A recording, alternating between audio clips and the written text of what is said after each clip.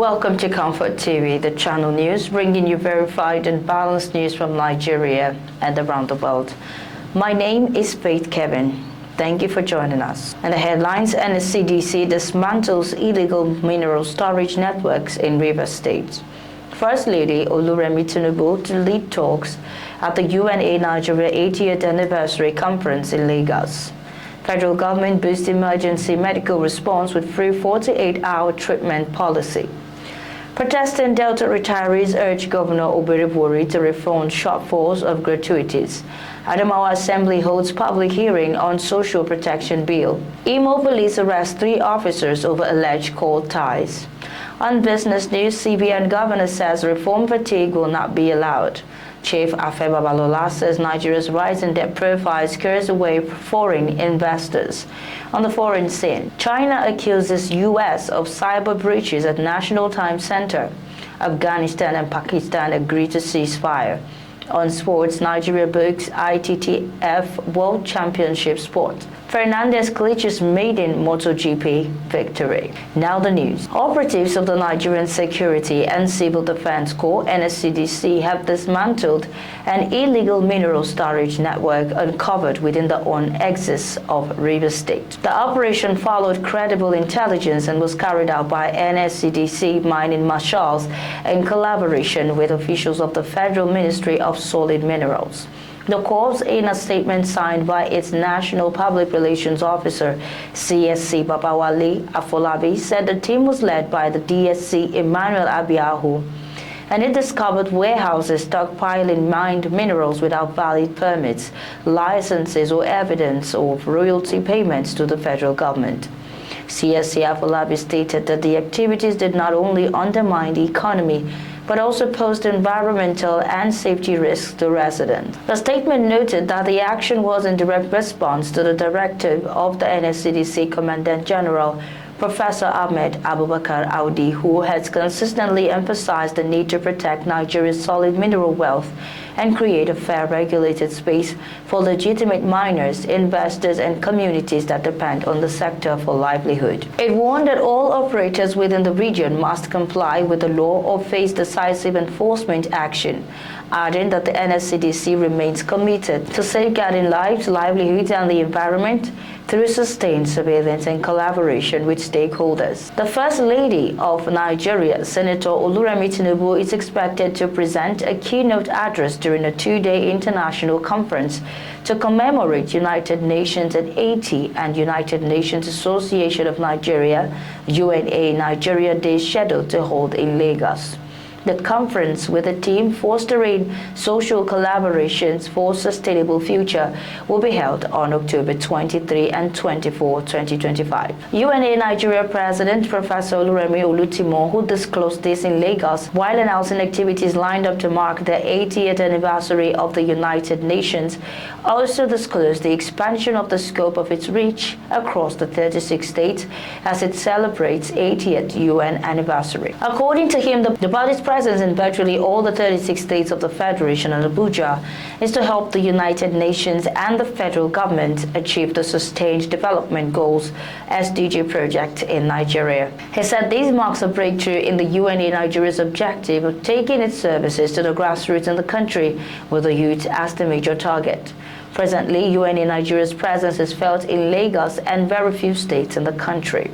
The United Nations was established in 1945 at the end of the Second World War, while UNA, a branch of the UN, started in 1952. The federal government has reaffirmed its commitment to provide all Nigerians free emergency medical treatment within the first 48 hours of any emergency, regardless of location or socio-economic status. Director General of the National Blood Service Commission (NBSC) and members of the National Emergency Technical Committee, Professor Saleh Yuguda, made this known during a high-level meeting of the National Emergency Medical Services and Ambulance System (NEMSAS) in Abuja. Professor Yuguda, who represented the committee chairman Dr. Ismail Jibril, said the initiative demonstrates the government's dedication to building a structured and sustainable emergency response system capable of saving lives across the country. He said NEMSAS was established to cater for emergencies nationwide. and explained that the federal government covers the cost of treatment for the first 48 hours free of charge whenever anyone in Nigeria has an emergency. The National Program Manager of NEMSAS, Dr. Emoren Dobra, explained that the program operationalizes the Emergency Medical Treatment EMT Gateway under the Basic Healthcare Provision Fund (BHCPF). He said NEMSAS was designed to unify and standardize emergency services previously fragmented among private operators, NGOs, and community organizations. He identified communication gaps, poor functionality of the 112 emergency number, and shortage of health workers as major challenges hindering effective emergency response. Dr. Dobra called for stronger collaboration with the Nigerian Communications Commission (NCC) and private sector partners to improve communication, access, and response times nationwide. Also speaking at the event, the technical officer for health financing and strategic partnerships at the World Health Organization (WHO), Dr. Francis Nwachukwu, underscored the importance of sustainable financing for the success of NEMSAS. He commended the Coordinating Minister of Health and Social Welfare, Professor Mohammed Ali Pate, for prioritizing emergency care as a key pillar under the National Health Sector Renewal Investment Program. In her remarks, the Executive Director of the International Society of Media in Public Health, ISMPH, Chief Moji Makanjola, urged journalists to help raise awareness of the emergency care initiative. Retirees in Delta State have refuted claims that the state government has completely paid in full their gratuities and called on Governor Sheriff Obiorvori to come to their rescue. The Bureau of Local Government Pensions, Asaba, through its secretary, Mr. Frank Atube, had claimed that the state government has paid the gratuities in full up to September 2024. To correct the misinformation, the retirees mobilized to Okwe Local Government Council Secretariat, one of the Bureau's sensitization and enlightenment tour stop, where they staged a peaceful protest to refute the claims of government, carrying placards with various inscriptions. Two groups of the Retirees Forum for Local Government Retirees and Association of Retired Primary School Teachers, in a joint statement by chairman and secretaries, restated that payment of their gratuities was short by between 2 million naira and 10 million naira following a pension review conducted by a consultant. They accused the consultant of altering key parameters, including increasing the bond rate from 10% to 13.5%, which they said caused a 52% cut in pension values. The retirees described the review as retrospective, unfair, and unconstitutional. The groups demanded an immediate refund, a review of the consultant's work, and a return to the former pension template to restore equity and justice. The Adamawa State House of Assembly has conducted a public hearing on the Adamawa State Social Protection Bill, reaffirming the need for a strong legal framework to sustain the government's social and economic development initiatives.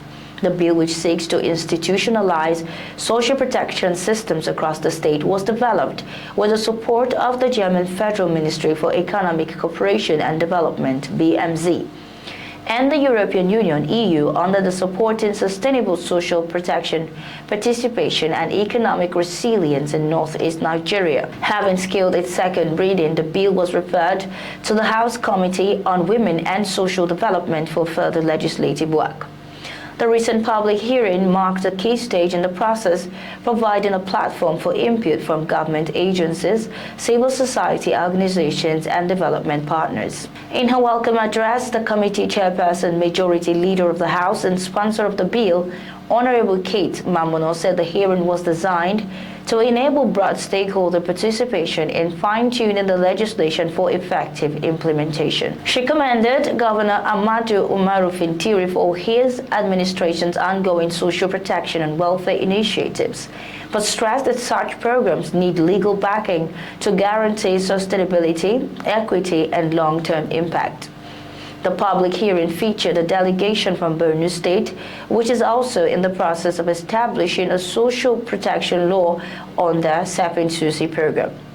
Delivering a goodwill message on behalf of the Speaker of the Borno State House of Assembly, Right Honorable Abdul Karim Lawan, The member representing Maiduguri Metropolitan Constituency, Honorable Aliko Toko, commended Adamawa's progress and said Borno looks forward to learning from its legislative experience in advancing similar reform. The Imo State Police Command has arrested 3 of its officers after a viral video surfaced online showing them wearing insignia linked to the Vikings confraternity, a notorious cult group. The command spokesperson, Henry Okoye, confirms the arrest and described the officers' conduct as highly unprofessional. Okoye added that the investigation was ordered by the Commissioner of Police, Aboki Danjuma, who condemned the viral video as an unacceptable display of unprofessionalism. The video was first shared by anti-cultism advocacy platform Niger Confra, which strongly criticized the officers for their alleged involvement. Reacting, the Imo State governor said it would await the outcome of the police investigation before taking further action. Comfort TV.channel's news returns shortly with business, foreign, and sports news.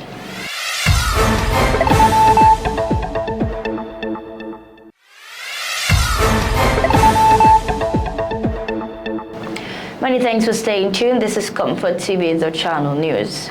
On business, Governor of the Central Bank of Nigeria, CBN, Mr. Olayemi Cardoso, has reaffirmed the federal government's commitment to sustaining ongoing economic reforms, stressing that Nigeria would not allow reform fatigue to derail the progress already achieved in stabilizing the economy. Speaking at a press briefing on Nigeria's participation at the 2025 annual meetings of the International Monetary Fund, IMF, and the World Bank in Washington, D.C., Mr. Cardoso said the Nigerian delegation returned home determined to maintain the current trajectory of discipline, stability, and inclusive growth. The governor announced that Nigeria will assume the chairmanship of the Intergovernmental Group of 24 G24 on International Monetary Affairs and Development effective November 1, 2025, succeeding Argentina.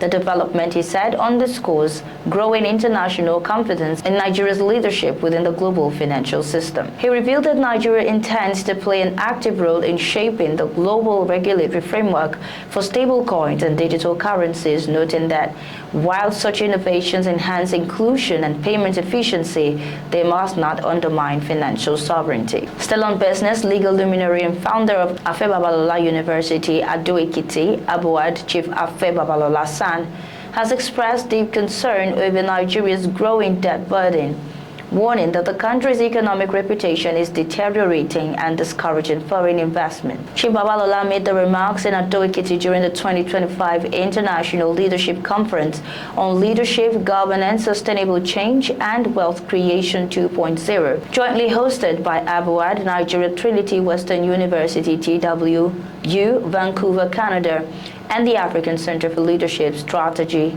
and Development, Center LSD. Speaking at the conference team shaping transformational leaders for a change in wealth, tackling insecurity, government, and development, the elder statesman noted that Nigeria's financial situation has become alarming. Chief Babalola lamented that the country's worsening debt profile is undermining investor confidence, adding that the local financial sector is also feeling the strain. He cited complaints from banks that the Central Bank of Nigeria, CBN, has been unable to honor government promissory notes.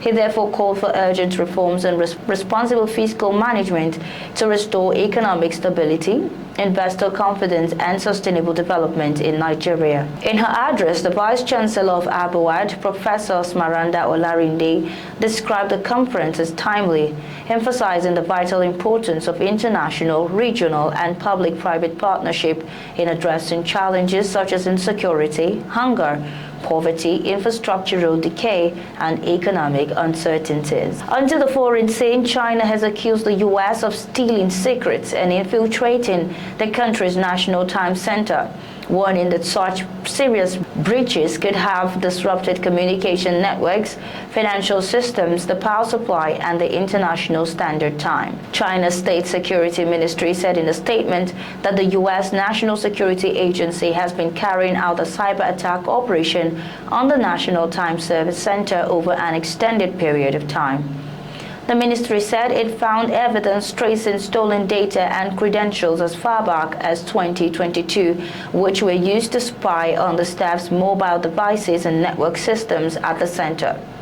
The National Time Center is a research institute under the Chinese Academy of Sciences that generates, maintains, and broadcasts China's Standard Time. The ministry's investigation also found that the United States launched attacks on the center's internal network systems and attempted to attack the high-precision ground-based timing system in 2023 and 2024. China and the U.S. have increasingly traded accusations of cyber attacks in the past few years, each portraying the other as its primary cyber threat. Still on the foreign scene, Qatar's Ministry of Foreign Affairs has announced that Afghanistan and Pakistan have agreed to an immediate ceasefire, marking a significant step towards de-escalating what has been described as the deadliest crisis between the two neighbors in several years. According to a statement released by the Qatari government, the agreement was reached following intensive mediation efforts led jointly by Qatar and Turkey, aimed at halting the recent surge of cross-border violence that has claimed numerous lives and displaced civilians along both sides of the frontier. As part of the accord, both countries have committed to establishing mechanisms designed to strengthen trust, maintain peace, and promote long-term stability in the region. These mechanisms are expected to include direct communication channels, security coordination frameworks, and confidence-building measures to prevent future confrontations.